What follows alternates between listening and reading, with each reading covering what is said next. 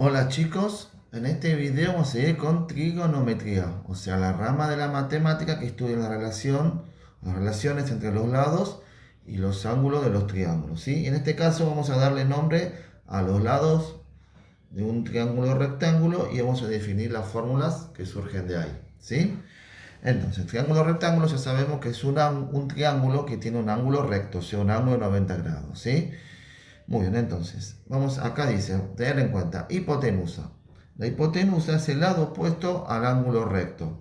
Por lo tanto, siempre es el lado de mayor longitud porque se opone al ángulo de mayor amplitud. Todo triángulo al ángulo de mayor amplitud se opone el lado de mayor amplitud. Es una propiedad de los triángulos. Entonces, en estos dos triángulos que tenemos como ejemplo, este lado va a ser la hipotenusa, o sea, el lado opuesto al ángulo recto, ¿sí? Y va a tener la característica o la propiedad de que siempre va a ser el lado de mayor longitud. Hipotenusa. Después tenemos cateto opuesto. Cateto opuesto es el lado opuesto al ángulo agudo elegido. Bien, estos dos ángulos, los dos, son agudos. ¿Por qué? Porque en todo triángulo la suma de los ángulos interiores es igual a 180 grados. Si tenemos uno de 90, forzosamente los otros dos van a sumar 90. Y la única forma que sumen 90 es que sean menores a 90. Uno, por ejemplo, de 60, otro de 30. Y esos son ángulos agudos. Por eso lo llamamos agudo.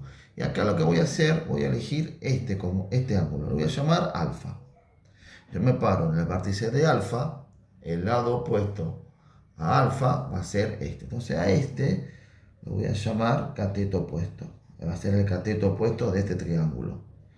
Pero voy a aclarar que es en relación a alfa, porque yo elegí este ángulo. Ahora, yo también podría elegir el otro ángulo agudo. Este lo voy a llamar beta.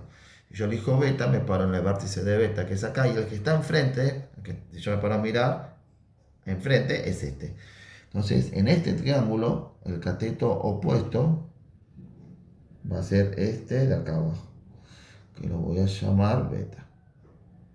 ¿Sí, chicos? Bueno, estos serían los catetos opuestos, de este y de este. Ahora, por ahí cateto opuesto. El cateto adyacente es el lado que forma junto a la hipotenusa el ángulo agudo elegido. Quiere decir que acá, si yo elegí este ángulo, este es la hipotenusa, por ende este va a ser adyacente. El que está al lado del ángulo, el que forma el ángulo elegido junto a la hipotenusa. Entonces, ángulo puse, perdón, cateto adyacente. Y voy a aclarar que es de alfa, porque yo elegí alfa, ¿sí? Pero acá el adyacente, si yo elegí beta, va a ser este, el vertical, porque es el que forma el ángulo elegido, beta junto a la hipotenusa. Entonces voy a poner que esto es cateto adyacente de beta. O sea, el nombre de cada cateto depende del ángulo agudo elegido para trabajar. Que eso apenas un ejemplo, vamos a ver qué ángulo se elige para hacer las cuentas. Pero por ahora hay que tener claro esa distinción. Y una vez sabido esto, podemos definir las razones trigonométricas, ¿sí? Nosotros vimos que en otro video el cociente, o sea, la división entre los lados de los triángulos rectángulos, no depende de la longitud de los lados, sino de la forma del triángulo, o sea, de los ángulos. ¿Está bien? No importa si este es más largo. Si este ángulo es igual a este y este ángulo igual a este dividido este me va a lo mismo que este dividido este, por ejemplo. Y esas cosas, esos cocientes, esas relaciones se llaman seno, coseno, tangente. ¿Está bien? Así que vamos a definirla. Seno de un ángulo, que acá le puse A para poner algo general, el seno de un ángulo es lo que mide el cateto opuesto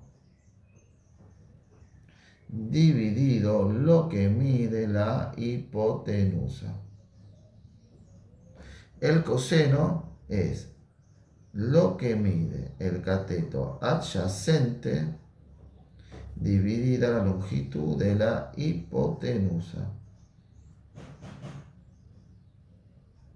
La tangente es lo que mide el cateto opuesto dividido lo que mide el cateto adyacente. O sea, el resultado de ese cociente se llama tangente. El resultado de este cociente se llama coseno y el resultado de este cociente opuesto a hipotenusa se llama seno.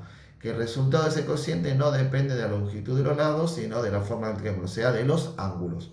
Por eso es ángulo, seno del ángulo A. ¿Está bien? Y además podemos agregar dos fórmulas más. En todo triángulo, rectángulo se cumple, o con todo triángulo en realidad, no importa qué rectángulo, se cumple que el ángulo de 90 grados que siempre tenemos, más los otros dos ángulos, que acabo de llamar alfa y beta, aunque el nombre no importa, puede ser A y B, C y D, no importa el nombre. Siempre va a ser 180 grados. 90 porque en los triángulos rectángulos siempre tengo un ángulo de 90, ¿sí? Ahora, esta suma de 180 se cumple para cualquier tipo de triángulo. Nada más que la ventaja es que en un triángulo rectángulo sabemos que tenemos un ángulo de 90 grados porque es rectángulo.